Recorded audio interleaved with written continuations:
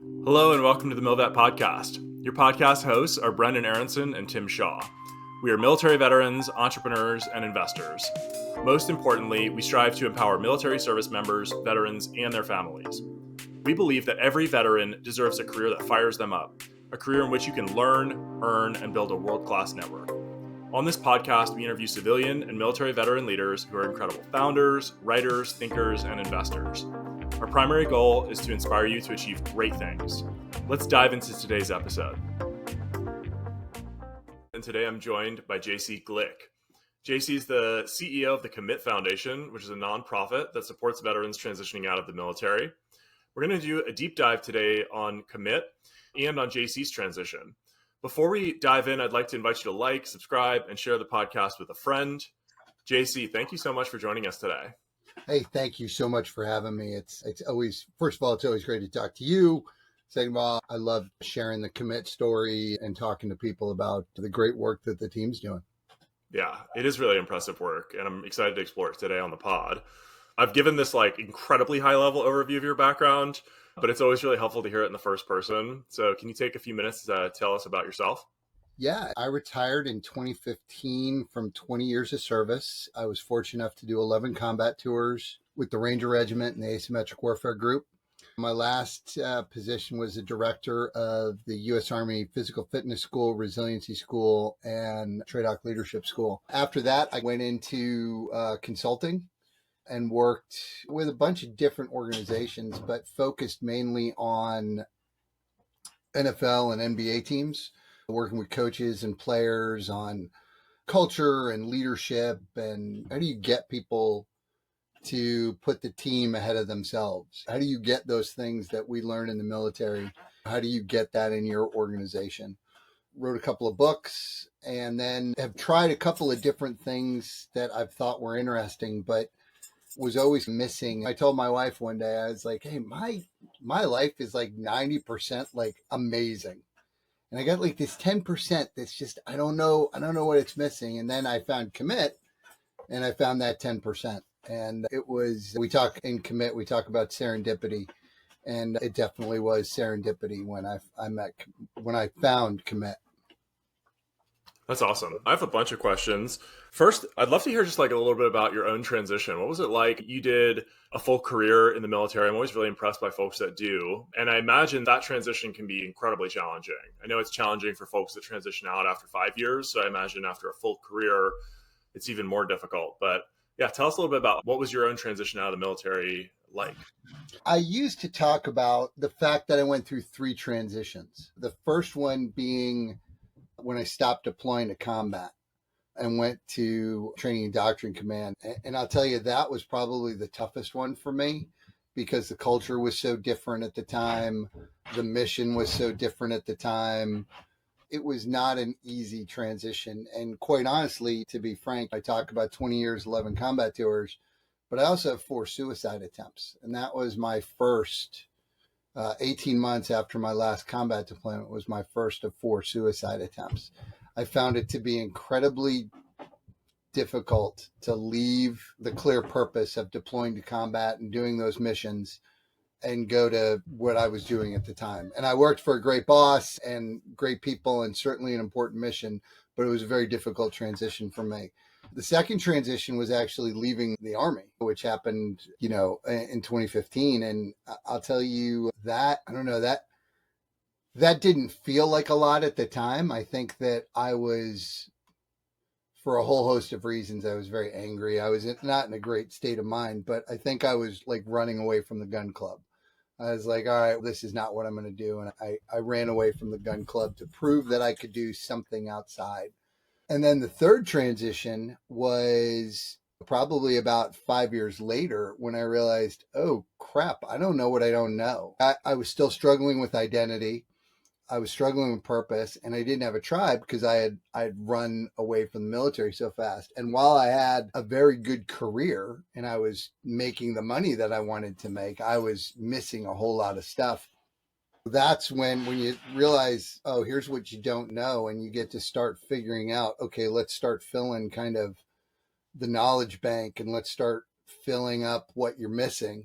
Then things start to come together. But now I look at those 3 periods of time and I go, the military is one of the few places that we use the word transition as it has a start and a stop. And we don't think that life is transitory. Life is constantly changing. There's transition everywhere. So I was like, oh, there's these 3 transitions. No, there were 3 periods of time that there were a bunch of transitions going on at the time, right? Kids going off to college and kids graduating high school and kids graduating college. And so I think that what we have to do in the military and veterans specifically is we have to stop thinking that transition has a start and a stop. You're never done with transition. Life is transitory, and you do something for whether it's 10 years or 20 years, you get a little used to it. And it's difficult to reintegrate or integrate into something else. For sure. You said a lot of things to react to in what you just said. First, the concept of transition.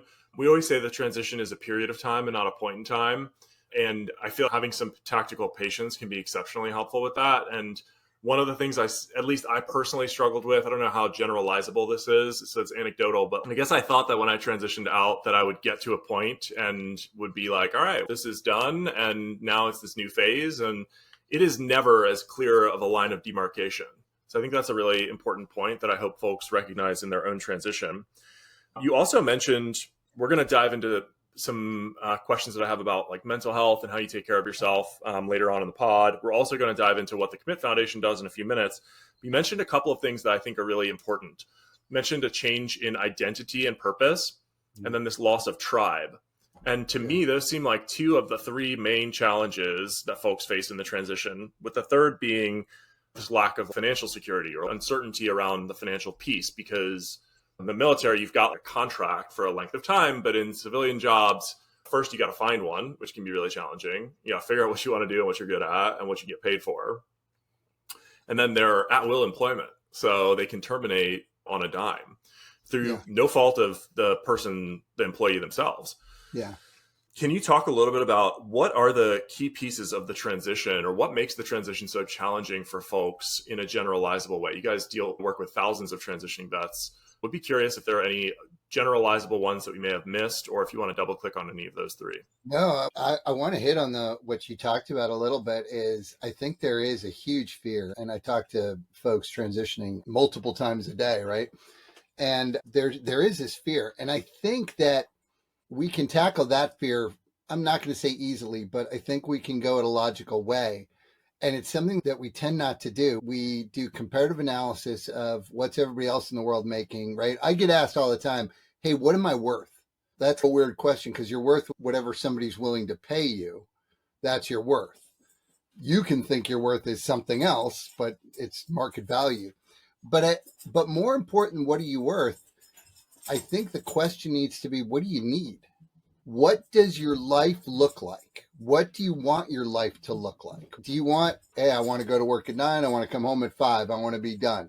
Hey, I don't mind working on the weekends, and I want to have enough money in the bank that if there's an emergency, I can handle that. If my wife says she wants to go on a vacation, I don't even have to think about it. Like, we don't have to save. What do you want your life to look like? And one of the things we do at Commit is we ask all new folks to read Tolstoy's How Much Land Does a Man Need?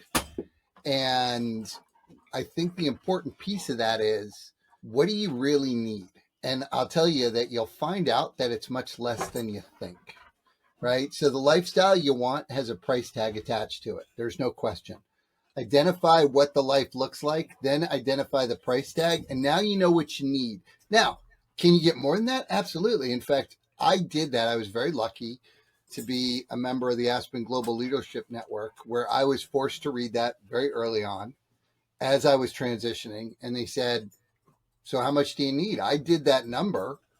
And since I've been out, I've always made more than that number. And I think the trick there is, you make more than that number, you don't make your life more difficult, right? So I haven't gone out and bought boats and bought beach houses and all that. I have kept my life, with few exceptions, like kids going to college, etc. I've kept it steady. So I know my round number, this is my number. And I've always been able to go over that. And I think that a lot of the fear comes from we think we need to make X. And the truth is, you don't know what you need to make. Figure that part out first. Then you can be really strategic in finding the right place for you to go that fits the lifestyle that you've asked to design and meets your financial requirements. The identity piece, that's hard. And I think it's hard for anybody after, whether you've done 10 years or 30 years. I think that it's very easy to, and look, I don't think this is something that's only in the veteran space. I actually think a lot of people define themselves by what they do. And I think that it takes a very long time to figure out, hey, I need to define myself by what's important to me. And it took me a very long time to sit here and say, I'm Jen's husband, I'm Casey, Corbett, and Steve's dad, and I'm Grace, Brendan, and Isabel's stepdad. I also happen to be a CEO and a veteran and a whole bunch of other stuff. But those are the things that are important to me and what I want to get right. And that identity is very clear to me. And I think that, I don't know if that's a maturity thing or that's just an enlightenment thing. You just got to get to that place where you're not defined by what you do. The purpose piece, I'll tell you, I think we have a whole lot of problems in society right now where everybody thinks they have to have some grandiose purpose. And if you haven't found your purpose at 20, you're way behind.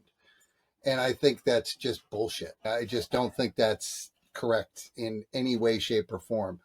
I think that most purpose that's grand, like it was easy in the military to say, we have a grandiose purpose, right? To protect the Constitution of the United States.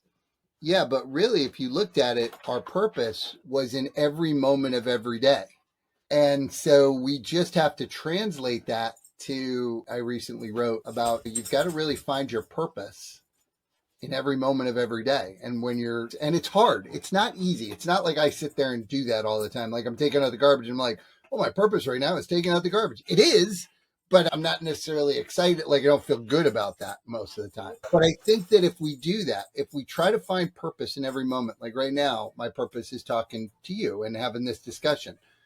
And if we try to find purpose in every moment that we live, then we can look back and say that we've lived a life of purpose. I think that's the goal, right? You want to live a life of purpose. Stop searching for it, because my guess is you're not going to find it while you're searching for it. Accept the things that are coming and find purpose in those things, because life does not have to be some romantic novel or movie. It's life, and there's great times and there's bad times and there's exciting times. And then there's a bunch of mundane times. And sometimes it's hard to find purpose in those mundane times. I don't know. Does any of that ring true with how you've looked at things? 100%. The only part that doesn't ring true is the part where you have to be able to read. I was a Marine, so it's like, I assume that audiobooks are cool for your participants, and I hope so for my fellow Devil Dogs. But no, definitely, like jokes aside, absolutely. The transition is such a unique opportunity to reinvent yourself, which is obviously terrifying on the one hand. The beginning portion of what you said was about how do I design my life and how do I prioritize what's important to me? And these are really difficult questions. They're not the kind of thing that I think you can arrive at overnight. They take a lot of time. For me, it took a lot of failure, frankly, of figuring out like, man, I've really put a lot of emphasis on X, Y, and Z thing, and that didn't work out. Yeah. And that was how I defined myself. And now where am I going to go from here? So that I think is incredibly important. With regards to the identity, yeah, this is like part of American culture to define ourselves by what we do. It's really interesting. There's a difference. Of course, there's cultural differences even within the United States. But like on the East Coast, you ask someone, what do you do? This is like one of the first questions you ask someone. They'll say, I'm a consultant, or I do X, Y, and Z, or I run whatever. And then when I moved out to California the first time out of Pendleton, I asked people like out and about, what do you do? And they're like, oh, I surf. I like to go to concerts. And that is I feel like the caricature of a European kind of response, right? Where it's like, hey, like I've got all these interests and work enables me to pursue them, right? But that change of mindset, I think, can be really difficult, especially for folks that are used to achieving. And the military has such an achievement-oriented culture, and it's also just so linear. I talked to a guy that was in my unit, in my infantry battalion. I congratulated him on being promoted to major, and he was like, if you show up right time, right place, right uniform, like 80% of the time, you too can be a major in the Marine Corps, which I always thought was really funny. But like, you know what it takes, right? You got to get the specific PFT score, you got to do your PME, you've got to hold certain billets, and then you'll move on to the next rank. But the civilian world is not like that. It's not linear, and it's up to the individual to define what success looks like, which is its own challenge. It's true. And trying to figure that out is very difficult. Super difficult. The last piece on purpose, my mentality about this has shifted a lot. I feel very fortunate to be in a position where I do feel a great deal of purpose in my work. But I used to think that this was something that was going to be handed down on tablets or something like that, right? Hey, your purpose is X, go do that. And that is not the case. I read like the spark notes for this. I couldn't finish the book, I'll be honest. But again, I'll hide behind my Marine Corps heritage for that. There's a book about purpose, and of course the name escapes me now, but it was, it'll come, I'm sure it'll come to me later in the podcast. But anyway, the core message of the book was like, hey, like we all think that we start with purpose and then define a career around that. But what actually typically happens with people that feel a great deal of purpose is that they figure out what they're good at, they execute that, and they get better at it over time because they start winning at whatever that is. So if you go into a sales type role and you're going to find purpose from your work, obviously we define purpose more broadly than that, but for the purposes of this conversation, in a professional setting, you're going to be bad at it, and then you're going to start to get better, and then you keep doing it, and as you accumulate wins, it makes you want to do it more, and then as you do it more, you get even better, and purpose is downstream of becoming excellent at some sort of function. Yep. That was the general takeaway of the book, and I thought that was fairly insightful, despite the fact that I couldn't read the whole thing. I think that, look, we like what we're good at. It feels good to be good at something. And I'll tell you, though, there's stuff that I'm good at that it's just not my purpose. And I think I'm new to the nonprofit world. And I think a lot of people in the nonprofit world, like they feel like I'm living my purpose. This is my purpose. My ego I think my ego would want me to feel that way. And I don't know that. I think my purpose is in every moment. So yes, like sometimes it's talking to a veteran, sometimes it's talking to a donor, but it's also to be a good dad and to be a good partner and to be a good human, to be a good American citizen. I think that we are seeking like this purpose from the outside when it's really internal to us. We can absolutely identify, oh, I'm going to do this. This is my purpose right now is to do this and be happy about that. For sure. I want to transition a little bit to just talking about the Commit Foundation. I'd love to learn more. What is the mission? What do you guys do? How do you support transitioning vets? Yeah, our mission is to empower those that have served the nation and their family to really design their life that they want post-transition and give them the tools and the resources and the support that's so necessary to move forward and do that. And we're really proud that it's not just service members and veterans now. We have a great spouse program that doesn't treat the spouse as an extension of the veteran, but serves the spouse in their own bespoke way. We just opened it up to the non-DoD intelligence community because we felt that while maybe they didn't have a problem finding a career afterwards, they certainly struggled with purpose, identity, and tribe, because they go to places where people don't necessarily understand them. I was talking to somebody from the intelligence community yesterday, and they were like, I went to this other organization. It's a government organization. They don't do anything like we did. They're not interested in a whole bunch of this stuff. And that was really interesting to me. I think that we have to one of the things that I really like is that we create a holding space for folks to reflect. And what I love about Commit is we have these people who are high potential individuals, not just high performers, but high potential, meaning they've already at one time were part of the 1% that said, yep, I'm going to do this. I want to do this. And then they do the military. When they get out, they're absolutely folks that can take this nation, that can take businesses, that can take all sorts of things to the next level. I have a puppy that is losing his mind right now. Yes, for any of our listeners, that is not JC panting in the background with his collar on. That's my dog.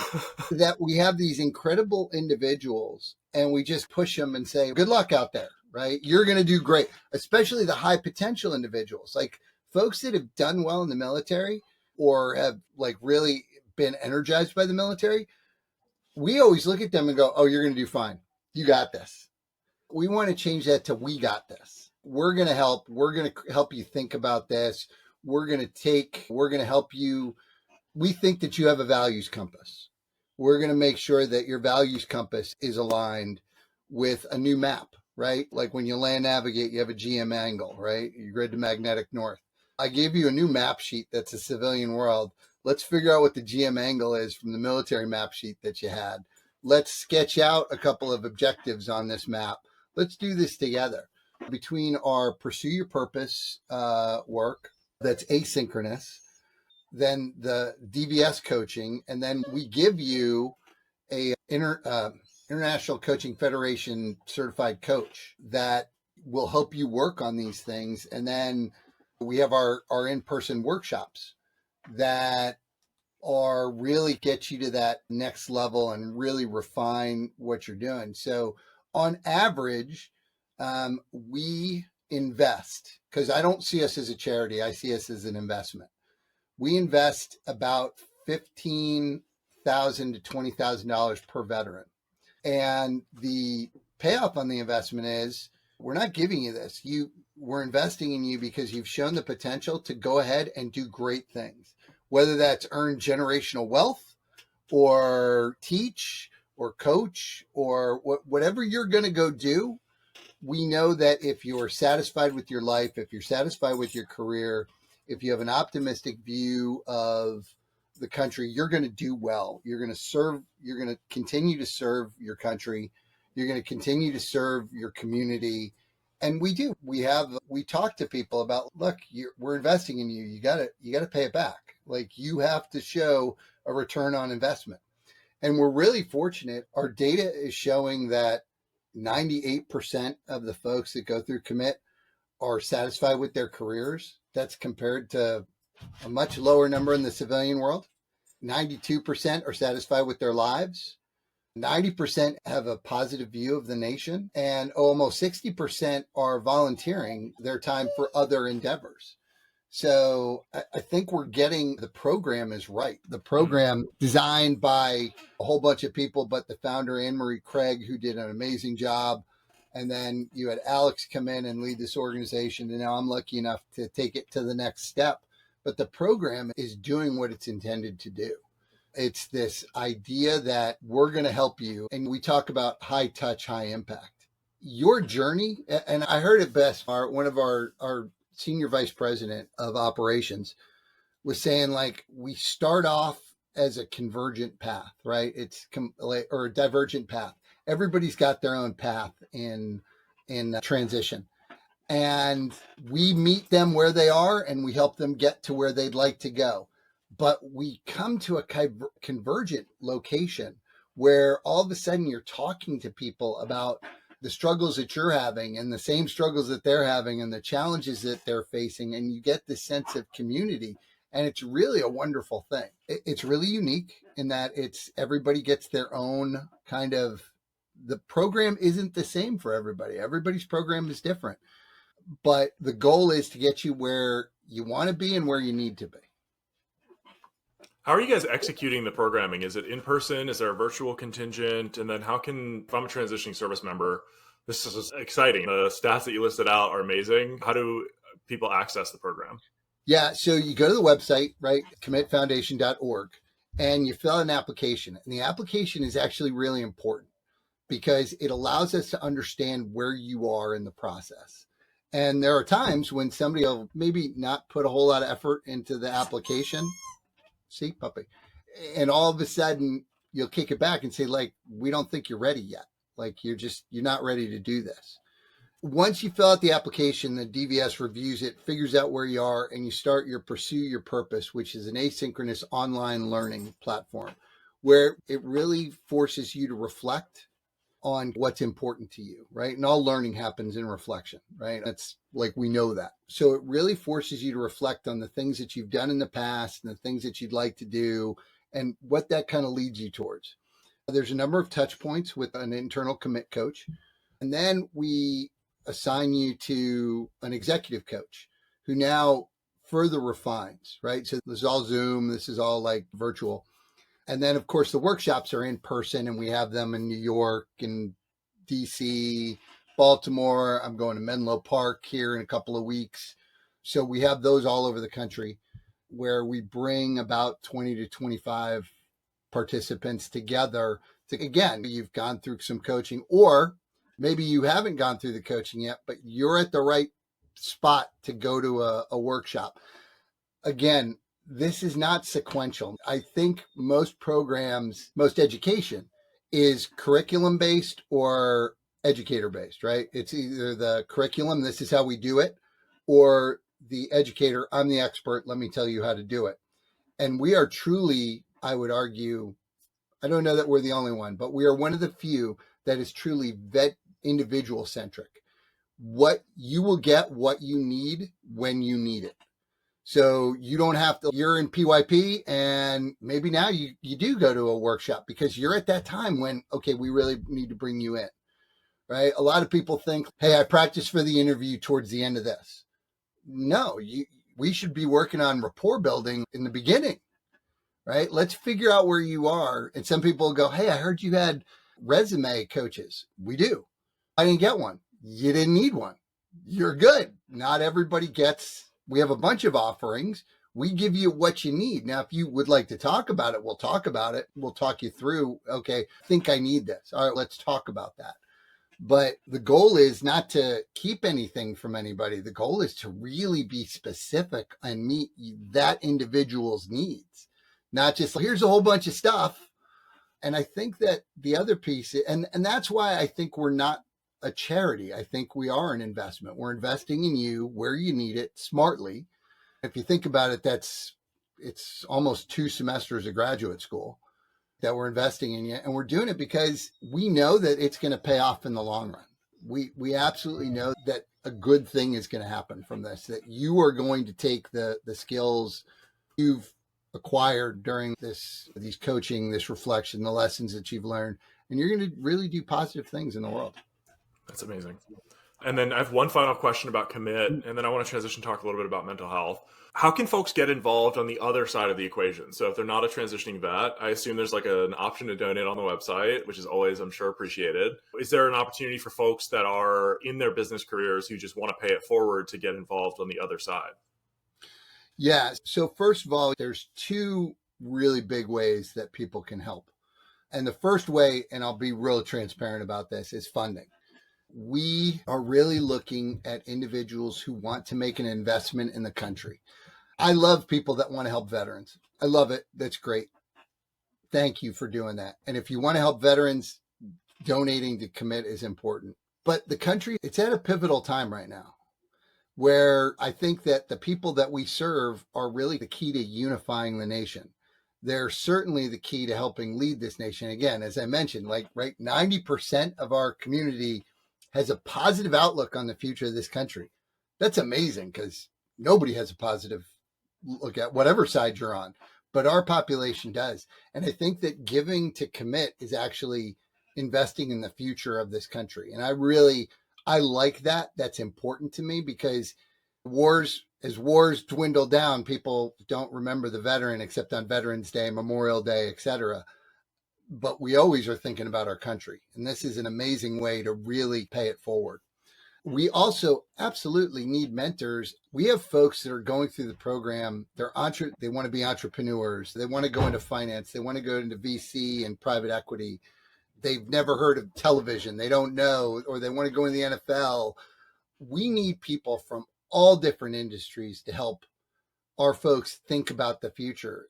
I find that most veterans, most people getting out, there's so much out there, I could do anything. It's almost overwhelming. And they always go with what they're comfortable with. I was talking to this wonderful senior NCO. I said, what are you going to do? I'm going to do project management. I hear that a lot. And I say, okay, tell me why you're going to do project management. I'm really good at budgets and I'm really good at anticipating what's going to happen and planning out a project and da-da-da. I said, who else does that? Is like people in finance do that. I don't have an MBA. You don't need an MBA. I have a finance degree. You don't need a finance degree. Oh, I said, you're really good. Like, how big a budget? She's, it's $3 billion. Oh, yeah, I think you could go into a finance company and tell them that you've managed $3 billion. And they didn't know. So think that going back to your question, the more people who are out there doing kind of unique things that they enjoy, like coming into the community, the commit community, and saying, hey, I'd love, if somebody's interested in this, I'd love to talk to them. That's a huge help for us.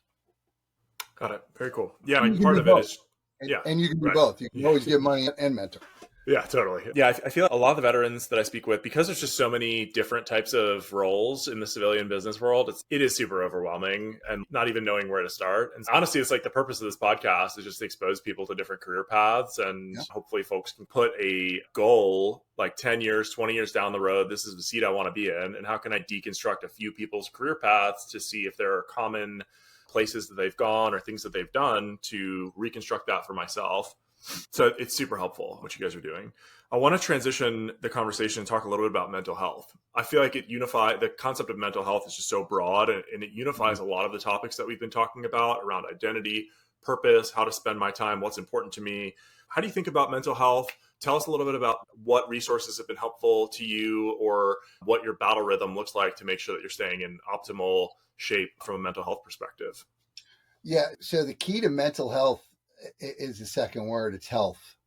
I think that we have created this subcategory of mental health, and we have forgotten the physiological impact of that aspect of our life. And we've made it this kind of, and again, I have a coach, I have a therapist, I talk to people. I'm not saying that you don't do those things, but I'm saying that it's got to be a holistic attack, right? If I sat around, didn't exercise, ate McDonald's 24/7, and lived a sedentary lifestyle, I'm probably more depressed. Okay. It's just fact. It's just science. Like I can't say some people are jolly. No, like you're like legitimately there is an issue there. And so for me, a lot of being mentally healthy started with staying healthy, being active, staying physically fit. We know that there's so much brain science that when I work out, the prefrontal cortex gets worked so that it's more open to learning new things, to regulating emotion, to experiencing new things. We know that when our immune system is up and healthy, like our brain functions are clearer and we can make better decisions and logical decisions. And so for me, it's this idea of, okay, so yes, I practice breathing techniques. I sometimes meditate, but not as often as I'd probably like to. I work out no less than 4 times a week. And I'm talking like it's running, it's weightlifting, it's CrossFit, it's a varied thing. I'm constantly walking the dogs. I think that what we have to do is we have to keep active, or at least for me, right? I started surfing and I'm a horrible surfer. Horrible. It's a great example of where experience and talent, they don't equate, right? I am a horrible surfer, though I've been doing it for 5 years. I am awful. There'll be a kid who comes in tomorrow who would be better than me. But for me, I get out there, I learn to let go a little bit. I don't like to surf near people. I think that you have to do those things. And then I think there's another piece to this. It's how we frame the world, right? I think how you frame the world is absolutely how the world will be. And so if you are looking to say everything, I talked to a veteran not long ago who had gone through our program and said, transition sucks. And they had a whole bunch of things that happened in their transition, and it was not positive. Absolutely. But by saying it sucks, I know it absolutely, like 100% it sucks. And I'm not saying make it rosy. Transitory times can be very difficult times. But if you say they're going to be difficult, they're probably more difficult. If you say it'll be challenging, I'll get through it because I'm resilient and I'm thoughtful and I'm smart, well, then you will, right? And so how we look at the world really affects our mental health. And that doesn't mean there aren't times when you feel overwhelmed and you feel a lot of pressure and there's a lot of negative things in your life. And we don't always have the option of backing out of that. And I think that's where this idea of resilience comes in, is having those people that you can talk to, being able to, take a beat and recognize, hey, this is all going on. hold on, amor fati, right? I can love my fate, but I also have to have a plan. So I don't just go, it'll all work itself out. No, I can start to shape some things. And I think that's really important, is that I didn't start getting healthy mentally until I made a decision that I would. And once I became an active participant in treatment and my recovery, then all of a sudden I made huge leaps and bounds. When I said, I don't want to be on all this medication, and I started looking at the medication, like all the different medications out there. When I said, I don't like how you're attacking this, I want to go find somebody who's going to attack it with me a different way. You know, my mother used to have a saying, there are no victims, only volunteers. I disagree with the saying. I think there are victims. But I think that in this case, when mental health is so important, when health is so important, I think that sometimes we can volunteer for our own unhappiness. And it's funny because it's a balance. I remember talking to some folks who really encourage people who were feeling in that really dark space of suicide and say, look, you got to ask for help. That's really stupid advice. Okay. I'm going to tell you from firsthand experience, I was in the worst mindset I've ever been in. And you're asking me to make a good decision to ask for help. Second, you've told me my entire life that, especially in the military, you've told me I can handle everything on my own. Well, I don't need to ask for help. So what we have to do is, when we see people who are starting to spiral in the grip, they're in a place that just doesn't feel right. We've got to stop and go, how's it going? Are you thinking about hurting yourself? And we say, oh, that's an uncomfortable conversation. It's only uncomfortable because we haven't done it. The first time you shoot a weapon, maybe it feels uncomfortable. It's, oh, I don't, but you go to the range and you practice, and all of a sudden it's qualifying like the easiest thing you do with a weapon. So why don't we have these conversations, and we have them enough that the worst thing that happens is a person says, no, man, I'm fine. I'm just feeling really down right now. Great.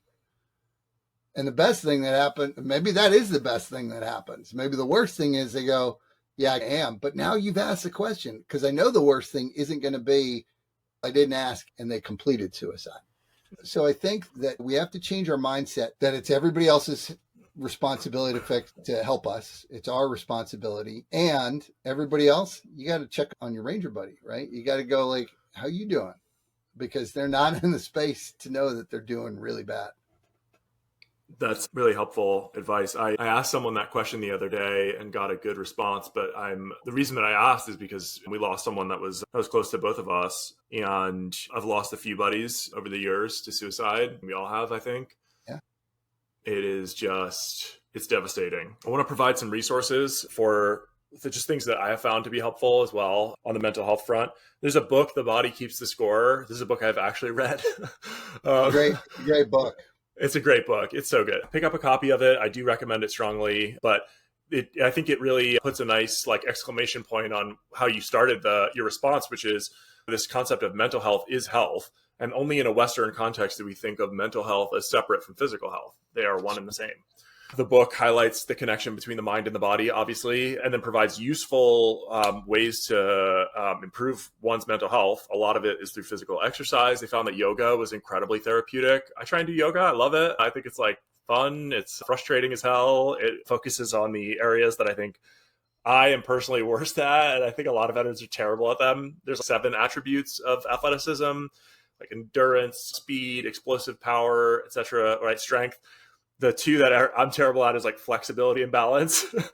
Yep. I feel like Same. just a lot of at least meathead veterans who are just terrible at those things. But focusing on the breath and then linking that to movement, I've found extremely helpful. There's a couple of other things that I would highlight. I think that deliberately doing hard things is really helpful for just putting things in context. I hate running. I've always hated running, and I've always been just terrible at it. Just so bad. I'm the slowest dude you've ever met. And it's weird because I'm 6'5" and lean, but I can't run to save my life. But I try and run as much as I can now, which, because I'm a shitty runner, still not much, but it's the mental aspect of just enduring the suffering and then continuing that I find helpful. You talked a little bit about this sense of agency. That's really critical, right? Feeling like you have power over your situation is really important. And there's ways that you can increase your sense of agency in your life. by focusing on the things that are within your control and trying to not focus on the things that are outside of your control. It's an ancient philosophy called Stoicism that I think we're all familiar with from the military, but if it's been a while since you brushed up on it, I do recommend it as well. And then there's one piece that you didn't hit on that I do think is like important to highlight. And I bring it up because I just see so many veterans struggle with it, and it's substances. There's like this drinking culture in the military, especially like when we're young as well. There's a drinking culture in your 20s, I think, for a lot of folks. And that is extremely detrimental. It's just not helpful. Everything in moderation. And I think if you live your life like being completely sober can be really tricky, I think. And so it can be a good outlet, but I just see people fall into a lot of trouble with it. And I quit drinking like 2.5 years ago. I'll have an occasional glass of wine, maybe if I'm on vacation or something like that. But it has been a dramatic improvement. Like I'll never go back. It doesn't interact well with me personally. And I think that for a lot of folks, they're just accustomed to doing it. And so it becomes like such a default choice when they go out. But it impacts sleep negatively. It obviously impacts workouts negatively. It's terrible for your brain health. And so I do encourage folks to just think about their substance consumption, because it can be really detrimental, especially during periods of transition when you want to be accelerating through this turn. Yeah. And let's go one step further, because I think that sometimes you need something in your hand or you need something in your lip when quit dipping or quit smoking. I started using this drink Kinetic, which is a ketone drink. It's the only ketone drink that tastes good. And I will not only have it like before I work out or in the mornings, but I'll have it instead of a cocktail in the evenings. And sometimes I think my wife and I were just talking about this today, is there is something about the ceremonial aspect of winding down for the day, having something to drink, sitting out on the porch and talking about your day. And it doesn't have to be with alcohol, right? So I think it's a great point. And I absolutely think that some people struggle with it more than others. We have a really good Ranger buddy who not long ago, he told us, hey, what are you doing this weekend? I'm going to drink myself to death. And he did. And we didn't see it. So I think it's a great point. I'm glad you mentioned it. I'm sorry for your loss. Yeah. All right. I want to bring this home by asking, we've already talked a little bit about where people can learn more, but can you just give us the website one more time where folks can come if they're looking to donate, if they're looking to volunteer their time, or if they're transitioning out of the military? Yep. Commitfoundation.org. People always think, .com. Nope. .org, O-R-G. And there's no the, so it's just commitfoundation.org. And the application is on there. There's a button to donate. There's information. We're revising the website now to expand and show, hey, we're doing this with spouses and we're doing this in the intelligence community. We've got some really big announcements, some really big partnerships coming up with some international folks that we're really excited about. And obviously follow us on LinkedIn, follow us on Instagram, because we're always trying to post new thoughts about transition, articles about, hey, things to think about, take a read at this. We really try to be helpful and not just promotional on those. Excellent. We'll include a link in the show notes as well. I always close out these interviews by asking for general advice that you might have for transitioning veterans, or what you wish that you had known during your own transition. I think the biggest one is I thought I could do it alone, right? I thought I got that. Again, everybody told me, you got this. I got this. It's not, this has got to be a team sport. We've got to do it together. We're supposed to get iteratively better. There's no reason that anyone after my transition should make the same mistakes I made. And the next person should learn from the person ahead of them. So I think this is a transition from service to the nation as a team sport. We got to be in it together. And other organizations, you look at alumni from like Harvard or Princeton, they stick together. We don't for some reason. And we need to. It needs to be like, hey, we're in this together. And I'm starting to see that a little bit more. And I do think that we are the key to unity in this country, because we get along pretty well for our whole time in service. We get along with people that didn't think like us. The only thing we had in common was maybe we both raised our right hand. But we made it all work. And I think that's a pretty good model. Yeah, it's special and unique to our community. Amazing. JC, thank you so much for joining us today, sharing your story, and thank you for the important work that you're doing. Oh, thank you. Thank you for what you're doing. Not only what you do with Milvet, but this and letting people know about what's out there. So thank you. Yes, sir. If you're listening, we've got a bunch of exciting upcoming events. You can check them out at themilvet.org/events. We've got happy hours that we're hosting around the country. We've got 2 coming up in Texas, one in Austin, one in Dallas. We'll be doing some more East Coast events later this year in Philadelphia, in DC. We're going to have an event in Park City. We'll probably do a couple of events in Park City during ski season. I'll be honest, the skiing is the main draw there, but those will be fun. We've also got the Military Veteran Startup Conference. That one is on the radar for February. It's not too early to buy a ticket. Check out that event at milvetstartups.com. Thanks for listening, and we'll catch you guys back here next week.